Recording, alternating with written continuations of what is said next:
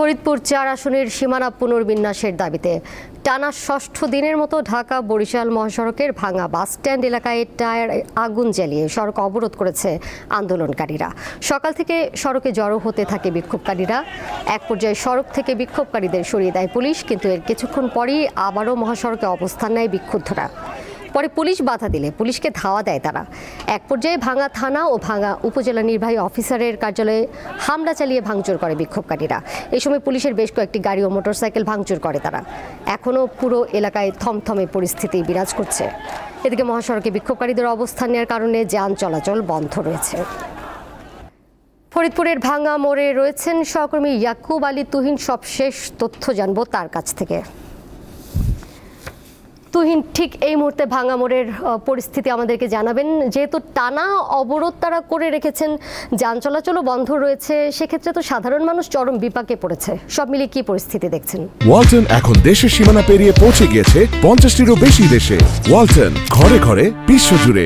দোলা, আপনি যেমনটি বলছিলেন, ফরিদপুরে 4 আসন বিন্যাস নিয়ে যে সমস্যাটি শুরু হয়েছে গত 6 দিন যাবত, এই ফরিদপুরের আসন বিন্যাস কেন্দ্রিক এই ভাঙ্গা চৌরাস্তা কেন্দ্রিক যে আন্দোলন অবরোধটি চলছে, সেখান থেকে বাংলাদেশে প্রায় 21টি জেলার মানুষের তাদের যাতায়াতে খুব সমস্যা হচ্ছে এবং তারা খুবই যাত্রী ভোগান্তিতে খুবই কষ্টকর পরিস্থিতির মধ্যে আছে। ইতিমধ্যে তারা একদিন রেল অবরোধ করে রেখেছিল, তাদেরও খুব যাত্রীদের ভোগান্তিতে পড়তে হয়েছিল।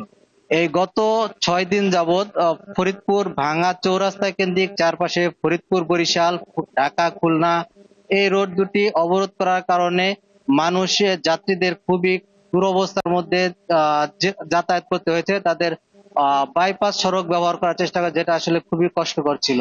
আজ অবরোধের যে বিষয়টি হচ্ছে, গতকালকে স্বরাষ্ট্র উপদেষ্টার হুঁশিয়ারির প্রতিবাদে গতকালকেই যেই স্থানীয় জনতা যে অবরোধটা করতেছিলেন, সেখান থেকে পুলিশের অনুরোধে তারা বিকাল 4:30টায় অবরোধ স্থান ত্যাগ করেন। পাশাপাশি আজকে সকাল থেকেই তারা আবার সকালে অবরোধ করার জন্য বিভিন্ন পয়েন্টে, প্রায় 8টি পয়েন্টে তারা অবস্থান নিচ্ছিলেন এবং পাশাপাশি পুলিশের স্পেশাল ফোর্স এবং পুলিশ তারা সহ অবস্থানে ছিলেন।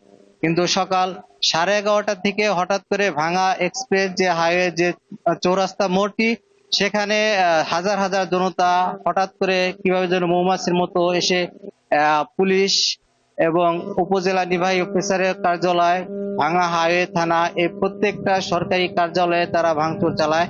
তারা এই দুইটি থানায় প্রায় 12টি পুলিশের গাড়ি ভাঙচুর করেছে। আমি এখন রয়েছি ফরিদপুর ভাঙা হাইওয়ে থানা, যেটা দেখতে পাচ্ছেন এই যে গ্যারেজে পুলিশের যে অ্যাম্বুলেন্স, পুলিশের যে গাড়ি এবং যেটা দেখতে পাচ্ছেন পুলিশের অ্যাম্বুলেন্স সহ আশেপাশে প্রত্যেকটি ফ্লোরের গ্লাস এবং রুমের মধ্যে ঢুকে তাদের আসবাবপত্র, পুলিশের পিকআপ সবগুলো মিলে একটা ধ্বংসযজ্ঞ চালিয়েছেন এখানের স্থানীয় জনতা, যেটা আসলে খুবই মর্মাহত করেছে এলাকাবাসী এবং পুলিশ প্রশাসন। আমরা স্থানীয়ভাবে যে অবস্থানটিকে দেখতে পাচ্ছেন, অবশ্য এই সকাল 11টা থেকে 2টা পর্যন্ত এই জনগণের ভাঙচুর অবস্থান চলে। 2টার পর থেকে স্থানীয় যে জনতা যারা অবস্থান করে এবং ভাঙচুর চালাচ্ছিলেন, তারা আস্তে আস্তে অবস্থান ত্যাগ করেন এবং 4:30টার পর থেকে আমরা দেখতে পাচ্ছি